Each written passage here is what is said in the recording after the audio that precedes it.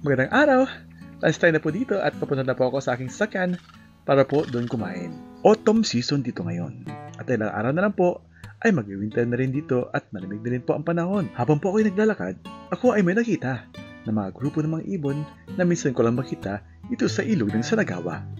Bago mag-spring season, may nakuhaan po ako noon. Dito rin sa lugar na ito, na grupo naman mga pagong. At ngayong autumn season, bago pumasok ang winter dito sa Japan, napakaraming ibon na tagak ang makikita at napakaswerte kong nakuhaan ko ito ng video ang kahangahangang nilalang na ito.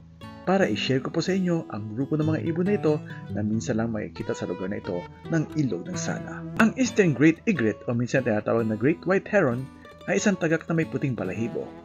Tinatawag din ito sa atin sa Pilipinas na bakaw. Sa ibang tinatawag din itong tikling o kunduro.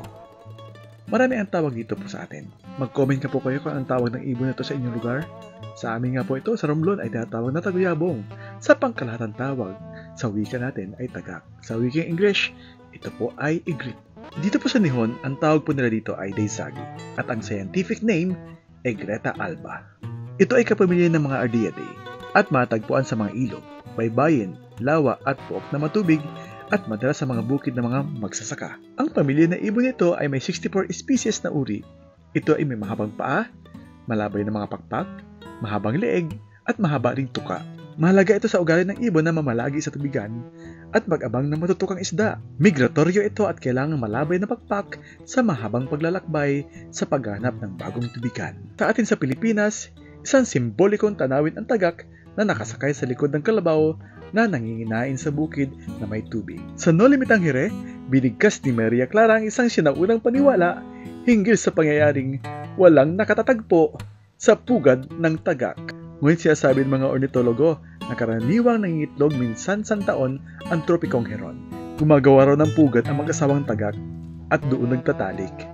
Matatagpuan ang pugad sa mga halaman sa ibabaw ng tubigan o malapit sa tubigan.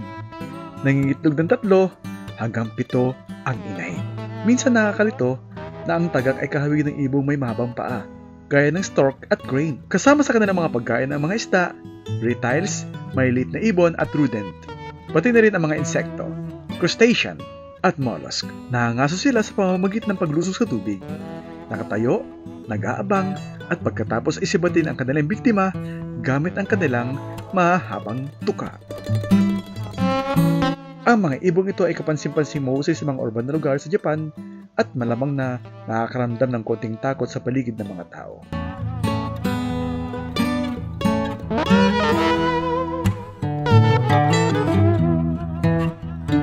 Tapos na po ang lunch break at balik na po ako sa trabaho. And that's it for today's video. Thanks for watching. Until our next vlog. Bye-bye!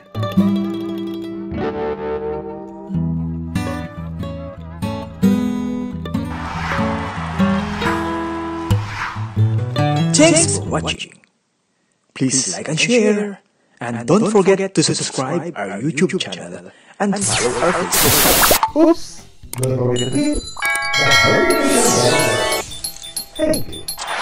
God bless everyone.